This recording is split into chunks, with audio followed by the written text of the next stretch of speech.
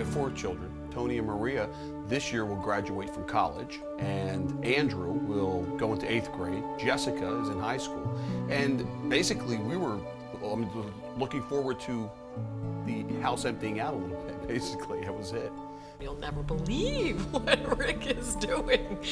Everyone thinks their father is crazy, and yes, he does act crazy in many situations. My parents said, you know, we have something to talk to you about. He said, Mom, he said, if I start crying, don't get upset. Well, that really scared me. It's just strange because it's like, why is it happening to us, really? Well, it sounded like something that definitely not something that we were considering. I had no emotion. It was just, I mean, it was neither happy nor sad. I was just like, whoa. I wasn't sure what to think of it. I knew that what had happened to him was a very, very rare thing. I don't really know what I would think about it. Something's going on there other than what we really know about. There was no doubt in my mind that this was a real thing. He began to tell us the story of the dream that he had on December 23rd at 3 o'clock in the morning. I was standing on a pair of basement steps, and there were people standing around me. I can't tell you who those individuals were, but I was absolutely positively sure they knew me very well. And we're looking down the steps, and the floor of this basement was dirt.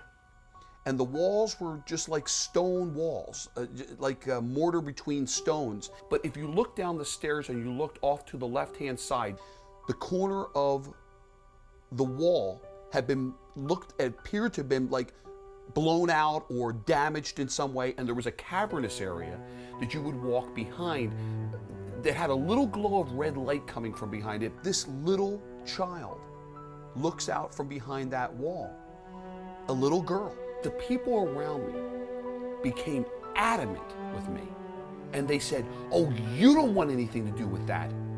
Oh, that's nothing but aggravation." How could they say that? That child was in trouble. She's been through something horrific, and how could they say just forget about her?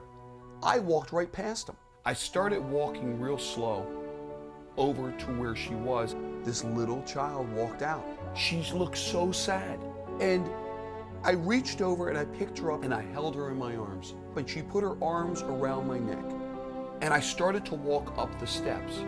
And standing at the very top of the stairs in the doorway was my wife, Stephanie. And I took this child to Stephanie. And as I reached her, I woke up. When I woke up, I was crying.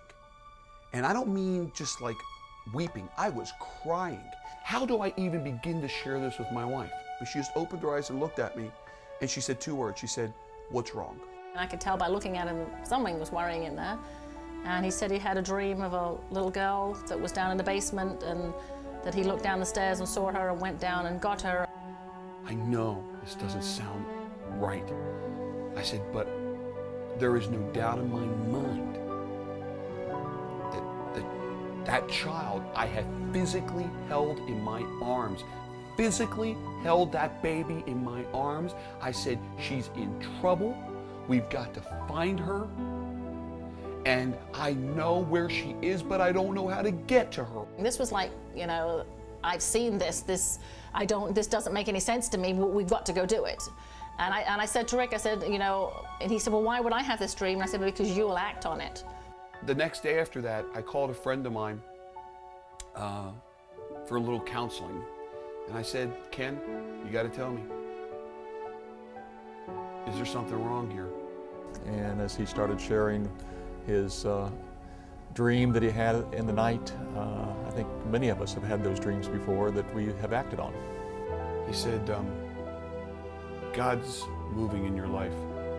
And he said, just wait and listen. It really felt like that he had probably heard from the Lord on this one. That night I went up and I was looking on the internet, and every time I typed something into the internet, one name kept coming up. It said on there, open door adoption. Rick called me on December 26th, the day after Christmas. I think he was really surprised that anyone was at the office, and told me that he had had a very vivid dream about a specific child, that he felt God was speaking to him through this dream, that he was to go and adopt this child. I said, I know I'm calling you out of the blue. I said, but I really need to share something with you, and if you think I'm crazy, You tell me and I'll move on to wherever God tells me to go. I told him, of course not. God speaks to people in different ways. It's a biblical truth that how God reveals something to one person may not be the same as God reveals even the same thing to a different person. He said, there's no doubt in my mind, not at all, that not only does that little girl exist exactly as you saw her, but we'll find her in Russia.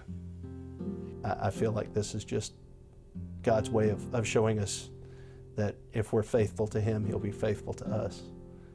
He said, but you see this child, and I want you to try to commit her to paper and get it to me the best you can.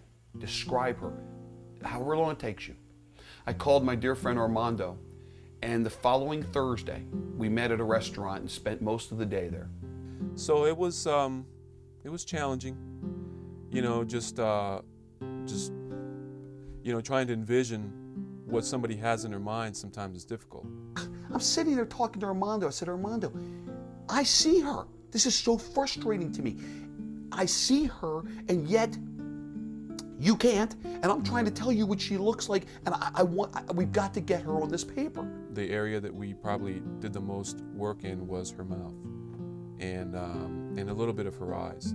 Her little upper lip that was thinner than her bottom lip. She had a little funny part in her hair. I've done sketches like this, just, you know, portraits, you know, years and years and years. So, you know, the portraiture part of it is not that difficult for me. Getting an exact representation of what somebody's trying to describe to me is the difficult part. Armando sat there and started drawing. Many, many, many hours later, he finished. And he was just very excited, and when he saw the girl, he was very moved, I could see, with the fact that, you know, this was exactly what he saw in his dream. And I went home and showed Stephanie the picture, and that night we emailed it to Ed Thomas. I've never had someone tell me that they had a vivid dream about a specific child to the point of being able to have a sketch artist draw a picture. I think that was the most amazing thing, to see how God could actually show him in a vision, in a dream, what the baby actually looked like. The following week, Ed and his people disseminated that picture throughout Russia, Ukraine, Latvia. They had it at the Ministry of Education. They had it at orphanages, orphanage directors.